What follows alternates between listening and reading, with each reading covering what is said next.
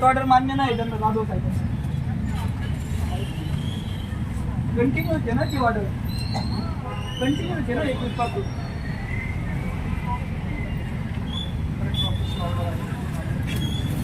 आपण त्याच्यावरती अपील आहे ना हे काय सब डिव्हिजन ऐका ना कलेक्टर ऑफिसला जाऊन दाखल केलेलं आहे ना कलेक्टर ऑफिसला जाऊन दाखल केलेले आहेत ना मी डॉक्युमेंट सगळे तिथं कलेक्टर ऑफिसला कॉल झालेला आहे माझा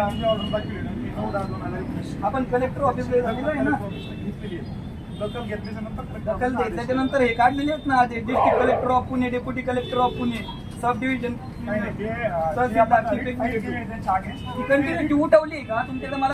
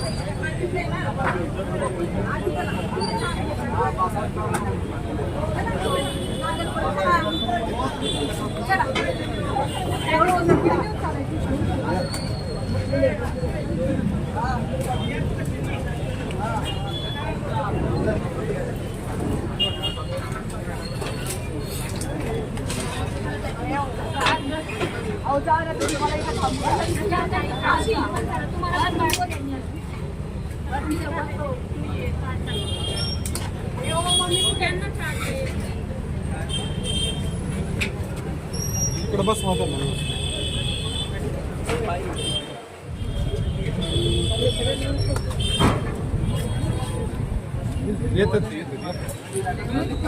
येतात ये ना येतील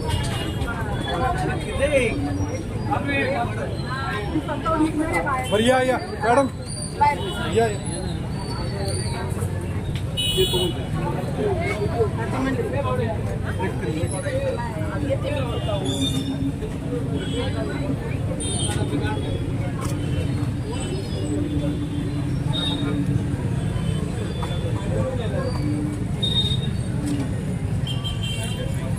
मनसर नगर पंचायत हद्दीमध्ये प्रशासकीय इमारतीच्या बाजूच्या जागेमध्ये नगरपंचायतचं शॉपिंग कॉम्प्लेक्सचं काम सुरू आहे. सदर जागेवरती रत्नाकर निगोड व इतर 2 जण यांचा एक अनधिकृत ताबा होता. तत्कालीन ग्रामपंचायतने 2015 साली याच्यावर म्हणजे 2015च्या नंतर संबंधित व्यक्तीशी कुठल्याही प्रकारचा करारनामा केलेला नव्हता. त्याच्यामुळं हा ताबा अनधिकृत होता. मध्यंतरीच्या काळात त्यांनी न्यायालयाकडनं त्यांची बाजू मांडली. न्यायालयाने त्यांना काही आदेश केले होते. त्या प्रकरणामध्ये आदेशामध्ये असं नमूद होतं की कायदेशीर प्रक्रियेचा अवलंब न करता वादींना दावा मिळकतीतून बेदखल करू नये. आणि सदर आदेशामध्ये पॉईंट नंबर 10 मध्ये स्पष्ट न्यायालयानं नमूद केलेलं आहे की दावा मिळकती या ग्रामपंचायतच्या मालकीच्या आहेत.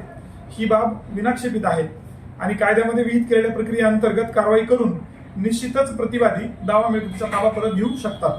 तर या न्यायालयाच्या आदेशामध्ये ही प्रक्रिया नमूद असल्यामुळं महाराष्ट्र नगर परिषद नगरपंचायती व औद्योगिक नगरी अधिनियम 1965च्या कलम 100 नुसार मुंबई सरकारी जागेतून काढून टाकणे अधिनियम 1955 या अधिनियमानुसार आपल्याला कारवाई करणं अपेक्षित असतं.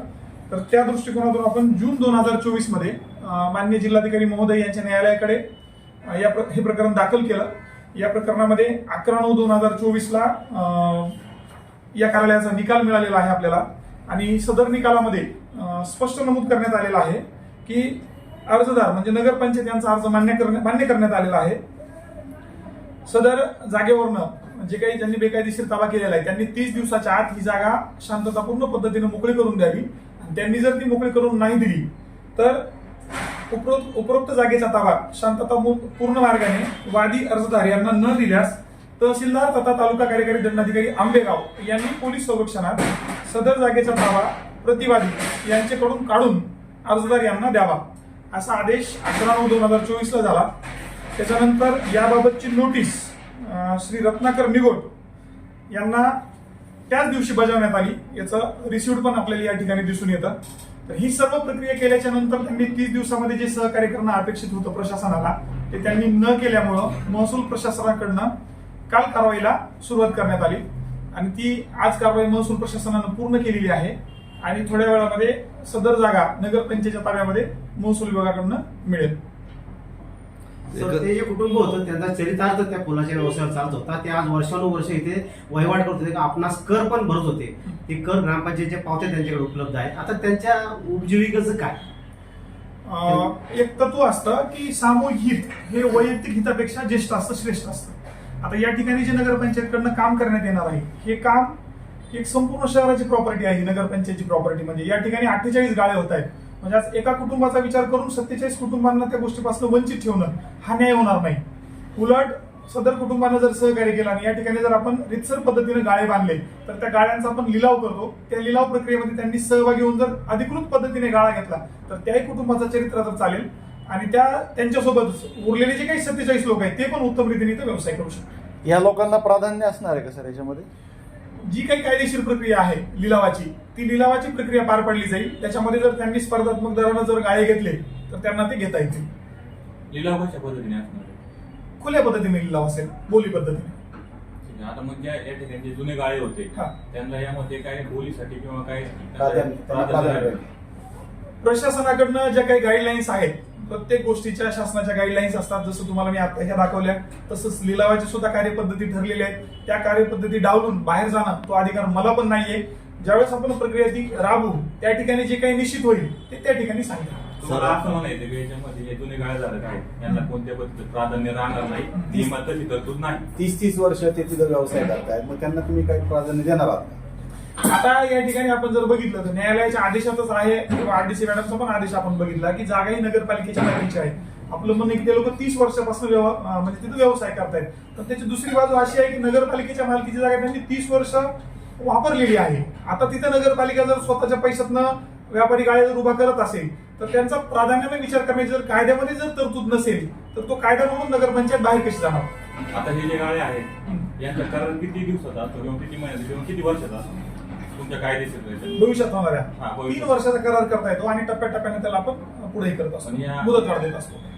आपण जर सांगितलं 3 वर्षाचे गाळे असतात तर तुम्हाला जर नगरपंचायतीमध्ये काही काही गाळे एकच जण 30 वर्ष वापरतो त्याबद्दल तुम्ही काय कारवाई करणार? आता मंचर नगरपंचायतच्या ताब्यामध्ये जे गाळे आलेले आहेत म्हणजे हे पहिलंच बांधकाम आहे नगरपंचायत मंचरकडनं.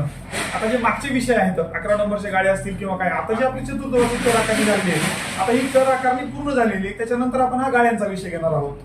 तर त्या विषयामध्ये पण ज्या काही गाईडलाईन्स असतील त्याच्यानुसार 100% कारवाई केली जाईल. तुम्ही जर एक प्रशासक राहिला ते ठरलेलं करणार का जुन्या गाळ्यांनी? कोणत्या जुन्या गाळ्यांनी त्याच्या ज्या काही गाईडलाईन्स असतील त्या गाईडलाईन्सला 100% कारवाई करू आणि त्या गाईडलाईन्स तुम्हाला उपलब्ध पण करून देऊ.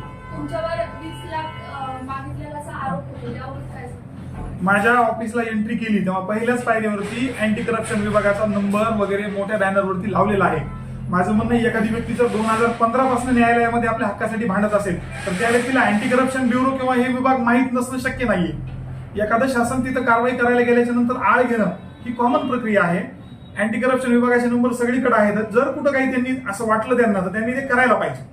याच्याबद्दल आमचं काही म्हणणं नाही. सर एक प्रश्न, हायकोर्टाकडून त्यांचा काय स्टे किंवा हायकोर्टात गेले न्यायालयीन प्रक्रिया सुरू असताना पाडले असं त्यांचं म्हणणं आहे. नेमकं काय?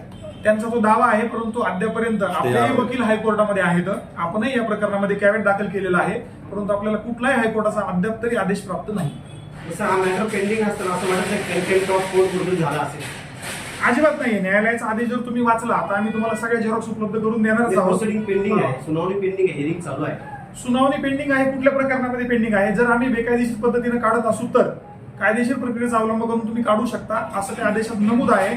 आणि ही कारवाई मी तुम्हाला परत सांगतो की जो काही कायदा आहे कायद्यानुसार ज्या न्यायालयाला अधिकार आहे त्या न्यायालयाने जो काही आदेश दिलेला आहे त्या आदेशाची फक्त अंमलबजावणी सुरू आहे. आपल्या नगर परिषद हद्दीमध्ये अनेक असे बेकायदेशीर अतिक्रमण आहेत मग तुमचं फक्त हेच अतिक्रमण काढायला आज जी घाई का प्राधान्य प्राधान्य का?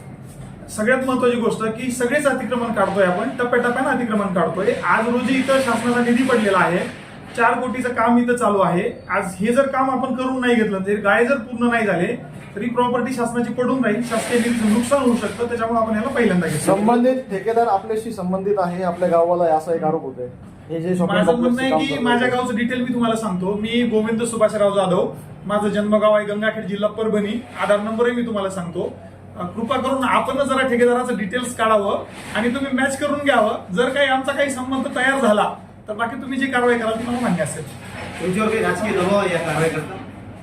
कुठलाही राजकीय दबाव नाहीये. न्यायालयाचे जे काही आदेश आहेत ते आपण फॉलो करतोय. याच्यामध्ये कसलाही राजकीय दबावाचा काही प्रश्नच नाही. मंचरमध्ये अनेक बिल्डिंग आहेत ज्या अनधिकृत आहेत आणि अनेक बिल्डिंग मध्ये अतिक्रमण म्हणजे जे प्लॅन मध्ये नाहीये त्या गोष्टी घडत आहेत आणि मेन पिलर पाडला जातोय. ते 200-300 कुटुंब एका बिल्डिंग मध्ये राहत आहेत. जर ती बिल्डिंग पडली तर 200-300 कुटुंबांची हानी होईल. या प्रक्रियेस तुम्ही जबाबदार आहात का?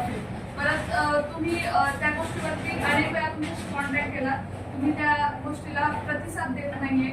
तुमचे व्यक्ती तिथं कर्मचारी तिथं पाहायला येतात असं सांगतात, पण तुम्ही काही तिथं आलेले नाहीये. बिल्डिंगचा मेन पिलर पाडला गेलाय. जर उद्या तिथं काही जीवितहानी झाली तर काय असणार तुमची प्रतिक्रिया त्याला? आता विषय असा आहे की आपण नेहमी म्हणतो अनधिकृत इमारत, परंतु कायद्यामध्ये एक तरतूद अशी पण आहे की ज्या इमारती तयार झालेल्या असतात परंतु काही कारणामुळे बिल्डिंग परमिशन घेतलेल्या नाही, तर त्या प्रशमित संरचना म्हणून रेग्युलराईज करण्याची कायद्यामध्ये तरतूद आहे. त्याच्यानुसार जी काही प्रक्रिया असते ती प्रक्रिया आपल्या ऑफिसला उपलब्ध आहे. तर ज्या गोष्टी रेग्युलराईज होणं शक्य आहे ते शासनानं रेग्युलराईज कराव्यात म्हणूनच तशा गाईडलाईन्स दिलेल्या आहेत. आणि जे काही जीवितहानीचा वगैरे जो काही विषय असेल तर बांधकाम विभाग तिथं प्रत्यक्ष कारवाई करेल आणि त्याच्यामध्ये जर काही बांधकाम विभागाकडनं जर दुर्लक्ष झाले असेल तर मी माझ्या संबंधित अधिकाऱ्यावरती कारवाई करेल आणि मी जर काही दोषी असेल तर शासन 100% माझ्यावर कारवाई पण करणार. अनेक वेळा ह्या गोष्टीचे तुम्हाला एव्हिडन्स पाठवलेले आहेत की तो पिलर पाडला गेलेला आहे, तरी तुम्ही त्याच्यावर अद्यापपर्यंत कुठलीही कारवाई केलेली नाहीये. मॅडम, कायद्याच्या मर्यादेमध्ये राहून जेवढी कारवाई करणं शक्य असेल तेवढीच कारवाई करता येते. कायद्याच्या बाहेर जाऊन काही करता येत नाही. जसे आपलं जे मत आहे की तुम्ही कारवाई काहीच केलेली नाहीये, तर केलेल्या कारवाईबद्दल बांधकाम विभागामध्ये तुम्हाला माहिती उपलब्ध करून देण्याची आवश्यकता आहे. ठीक आहे.